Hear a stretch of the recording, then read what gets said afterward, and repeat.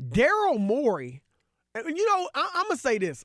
What I like about Daryl Morey speaks his mind and tweets his mind. When he cost the NBA, it's been many estimates, but around $200 million with his tweet about Hong Kong.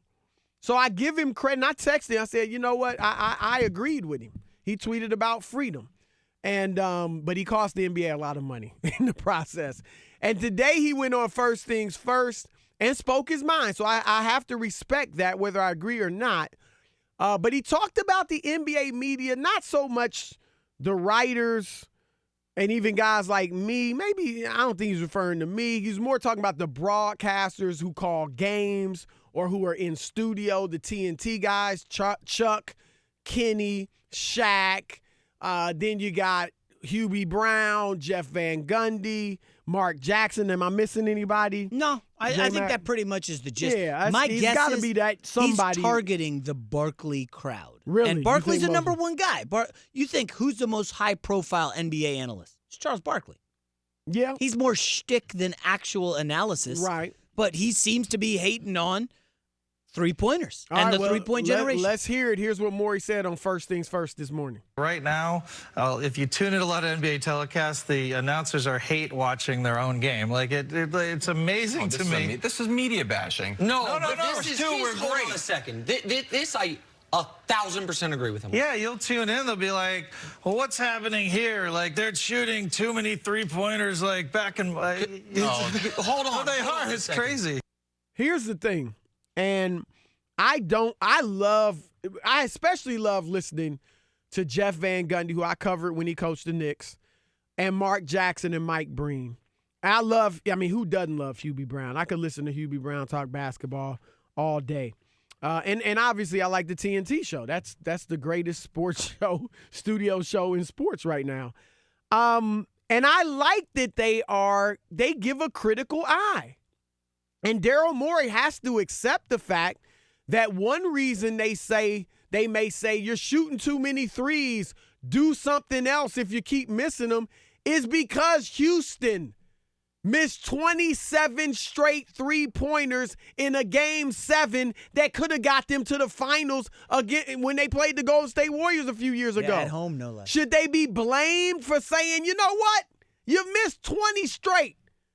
You missed 22 straight. How about a post-up? How about a 15-footer? So I like that, and Daryl has to accept that, and I think Daryl is a little overly sensitive because he is the poster child for analytics. Now, I think he's a huge analytics guy, but I think when push comes to shove, Daryl does essentially, up until this last trade of Clint Capella, Daryl does what most GMs do. And he goes out and gets the best player.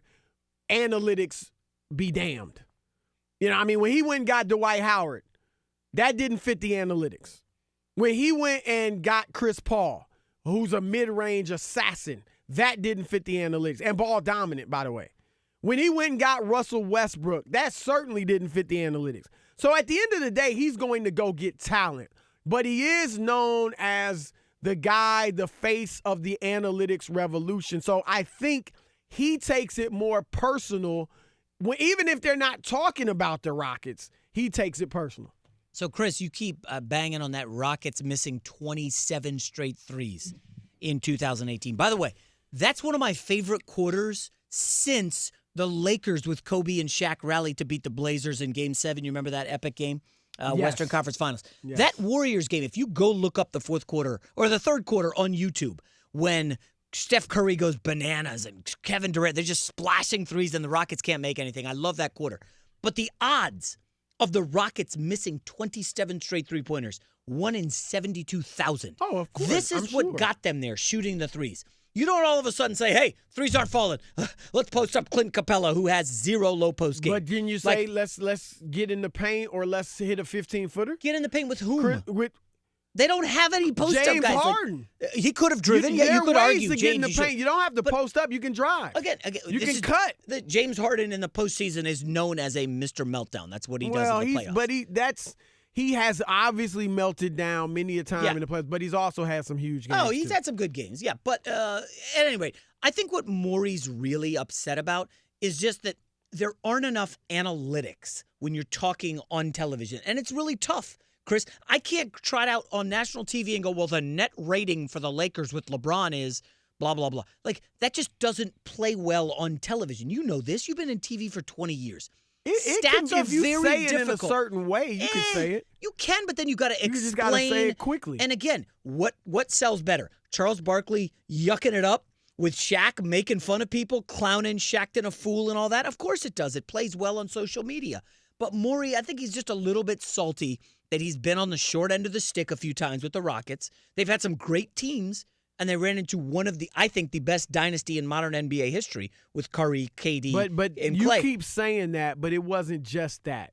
He's been there 13 years. He Who they has, run into the other years? Well, listen, when they started the three-point analytics, which was started by the Warriors and the Splash Brothers, Curry and Clay, that's when the Rockets They started went heavy a little before that. Well, you could argue, Nash's teams in 2007. Well, teams began to know well before the Warriors that, the math, that if you shoot 33% from three, it's the equivalent of shooting 50% from two. Right. And, the Warriors perfected that with two of the greatest shooters the league's ever seen.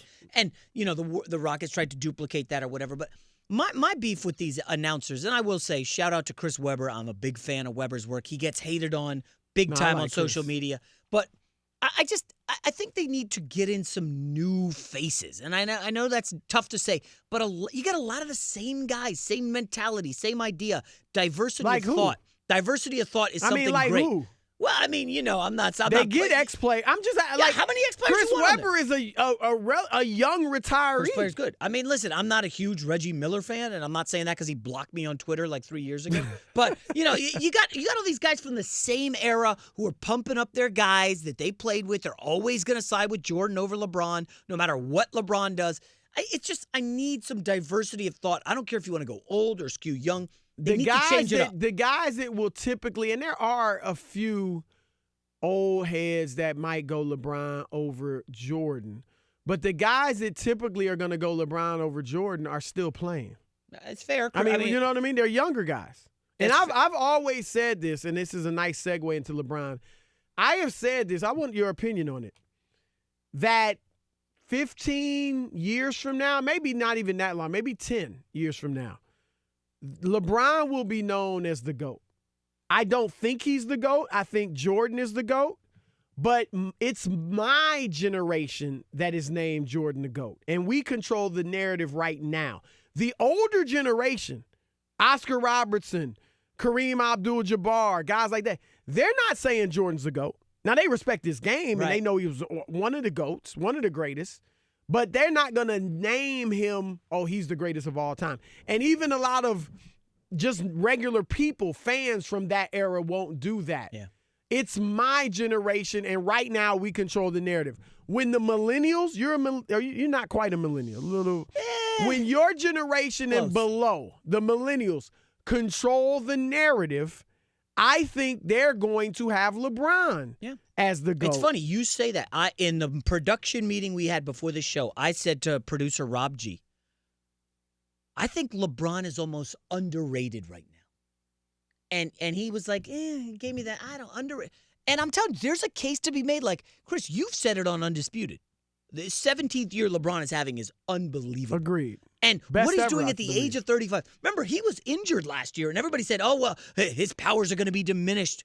And LeBron has swept up that narrative with #WashedKing on Instagram, every post he does. And listen, I think there's something to that. This comeback that LeBron's had. Is that part of your MVP narrative? Hell yes, it is. So maybe we'll just make him comeback player of the year. I think that shouldn't be a part of it. What? It's the entire body of work. It shouldn't be a part like he was injured last year, so we got to give him MVP. Okay, so I looked. I'm not gonna hold it against Giannis that he was healthy. But it's not being held against him. I think 9 of the last 13 MVPs, their team had the #1 record in the NBA. The 4 who didn't, your guy Russell Westbrook. When he averaged a triple-double. Kevin Durant his Thunder were #2 in the West. Remember when he made that speech and cried? Yep. I think the Spurs were #1. LeBron was second in the East during the 66-game season. Derrick Rose won it the year before. 66. Wait. No, when it was LeBron won 66 66. No, 66 Oh, you're game talking about shortened season. The short, okay, LeBron's okay. team was second in the East to the Bulls. Right. And then way back in 2008, Kobe, number 2 record in the NBA, but number 1 in the West. And Kobe was the MVP. I'm glad you brought that up, J-Mac, because obviously you're pushing for LeBron as MVP. And one of my reasons for Giannis over LeBron is Giannis doesn't have the second superstar like LeBron does in AD. Mm-hmm. You believe Kevin Durant's been the best player in the league, the previous 3-4 years? I thought the 2 years he played on the Warriors, he was the best player in the league. Well, 3. So you would say 3 years. Well, 3 years. Yeah, I guess he got hurt. Yeah, okay. He got hurt in the playoffs. Okay. He was never among, and neither was Steph for that matter. In those 3 years, they were never among, that top 1, 2, 3 vote getters in the NBA MVP race. Well, why? Because they had 2 superstars that kind of canceled each other out. But also, Steph Curry Shaq and Kobe did the same thing. Steph Curry had just won 2. Yeah, but so that doesn't matter. They're not going to give him more MVP. You the might, media votes if he on deserves it. Larry Bird had won 3 straight. I think either Wilt or Bill Russell also won 3 straight. So Steve Nash was in the hunt for a 3rd straight. It ended up going to Dirk. So my point is that they canceled each other out. So that has been a part of the thinking for years. Shaq and Kobe got 2 MVPs total between them. They canceled each other out. Kobe got 1 MVP? Kobe only has 1. Shaq only has 1. LeBron got 4 ridiculous. in 5 years. Right, but he also has 4 and did Derrick in 16. Rose earn that? He has 4 in 16 years. Yeah. Did Derrick Rose earn that one over LeBron? My memory doesn't go back and part of it was because Rose led the Bulls, I believe, to the best record in the East. Okay, and who with won? No second superstar. Who won in the playoffs? It's a regular season that's award. another problem. Like how that it shouldn't be a regular season? No. I get how can you be the best player in the league if when the playoffs come you can't get through that It's not the best player team? in the league. So what is it? It's the best who had the best season. Because Steve Nash was never considered the best player in the league. Never even close to considered the best player in the league, and he won 2 straight. What's the point of the award if all the announcers, as we say all the time, keep pushing rings, playoff, that's all that matters, regular season, who cares? Why are we giving an MVP to a guy for a regular season where it's pretty clear it doesn't matter? Kawhi's load managing in November. All that matters is the playoffs. the only one really doing that excessive load management. I think he's starting a trend that could be troubling for the league. I agree. If they win it, I think you have to at least get to the finals, if not win it, when you load manage to this extent. Oh, he better win it. And if they do win it, you're absolutely right. You're going to see more and more of this, which is not. And if good they for lose the it, league. are we going to be able to clown Kawhi all summer? It'll work against them, and I bet if they don't get to the finals, I do think next year you may see something different with the Clippers where he's playing more. However, he's got the opt-out where he's got control, and they're going to want to keep him, so he may continue. Speaking of trash talk, I'm going to turn it over to J-Mac. He wants to trash the team with the best record in the league. That's right, the Milwaukee Bucks. You have a big proclamation to make. No, I just don't think they're coming out of the East. That's big. Is it? Now, I'm not saying they're guaranteed, but they're the clear favorites. I've been fairly consistent with this. So in the preseason, I picked the Lakers and Celtics to meet in the finals. And I took a lot of heat for that. You don't know basketball, blah, blah, blah. All these people were angry. All I'm just saying about these Bucks, when the playoffs come, if they keep this defense up, their interior defense is phenomenal. Brook Lopez blocking shots. You said Giannis, one of the best players. In the paint, their defense, I believe, is number 1 in the league. But where they're not as defensive and they're willing to let teams shoot the threes is on the three-point line. They're only, I believe, 14th or 15th in the league defending the 3. Okay? If you look at all the top 6 teams, it's Clippers, Lakers. Defensively, the Bucks have made a decision, Chris. We're going to let you shoot threes. Now, you could say, well, hey, the Sixers, they're all beat up. They're not shooting the threes. But there are 2 teams in the East who do shoot the 3 well. The Raptors, who I'm not a huge believer in, and the Miami Heat, who just destroyed them. I still do believe the Boston Celtics, I give the edge to the Celtics at coach. I give the Celtics to the edge when you look at stars number 2, 3, and 4. I think the Bucks, and you can see it right there, right? Bucks, are they 15 or 16? In threes? Yeah, giving up 3-point percentage. Oh, well, this is their own 3-point shooting. Okay. But the Heat are 2nd in the league in 3-point percentage, and the Raptors are 4th. I don't know if I trust any Buck outside of Giannis, and here's why. Last year in the playoffs, I could make a strong argument that their second best player was Malcolm Brogdon. He's now in Indiana with the Pacers. I don't trust Eric Bledsoe at all. I mean, he was a liability at points last year in the playoffs, okay? Against the Raptors, he's like unplayable. Okay. And we've seen Middleton totally melt down. He averaged like 13 points a game against the Raptors in that dreadful series. Shot like 29% or whatever it was from three. He's an all-star. He's a good player. I just have concerns about the Bucks. I would not bet on them. They are now the betting favorites to win the finals. I've got to see it to believe it with the Milwaukee Bucks. You, my friend, just made a great case, and I texted this to Colin Cowherd today because he essentially said the same thing on the Herd. You probably were listening to Stoner's No, I take. gave this Saturday on my radio show. Listen to the podcast. Anyway, you just made a great case for why Giannis is the MVP. No, that's a playoff. No, you had your moment. That was a playoff. You had I your said. moment. This is a regular season, You dog. just had 5 minutes to make your case. You just told me you got no use for Eric Bledsoe. None. You just told me you don't trust Chris Middleton. Garbage. And yet, the Milwaukee Bucks are on pace to win 70 games. And yet, the Milwaukee Bucks are beating teams by a margin that would be number one in NBA history. That's why Giannis is the MVP, because he is doing it with a bunch of role players. Chris Middleton is making all-star teams because he plays with Giannis and is winning a lot of games because of it. You couldn't say those things about Anthony Davis. You wouldn't even say those things about Rajon Rondo or Danny Green, who's proven to do it in the playoffs. My neighbor, Danny in the Green. finals. Thank you, J-Mac. It took 2.5 hours. Are you drunk? But you finally made a great point. You finally made a cogent point. You finally had a logical take. Do you not understand the difference between future and now? I'm projecting Alex, in the future, in the playoffs. hit it. Hit it, Alex, whatever you're hitting. Because it's just obvious. I mean, the champ is here. The champ is here.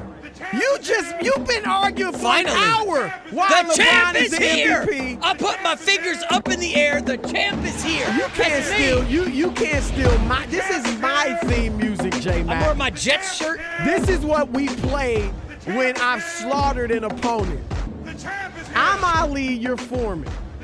Actually, you're more like Oscar Bonavenia, but still. I'm Or Tyson Fury. or You're Chuck Deontay Webner. Wilder. Chuck Webner. You go fire Rob Parker like Deontay Wilder fired his corner guy for throwing in the towel. All right, you heard J Mac. He doesn't think Milwaukee's coming out of the East. Which team's the biggest threat to them in the Eastern Conference? 3-time NBA champion BJ Armstrong has the answer next. But first, let's get to David Gascon for the latest in sports. Gasman. Guys. What's happening, y'all? It's Chris Broussard. I'm Rob Parker. And we are The Odd Couple. Check us out as often as you can on YouTube. And always remember, I'm Oscar and he's Felix. Oh, man. Are you serious?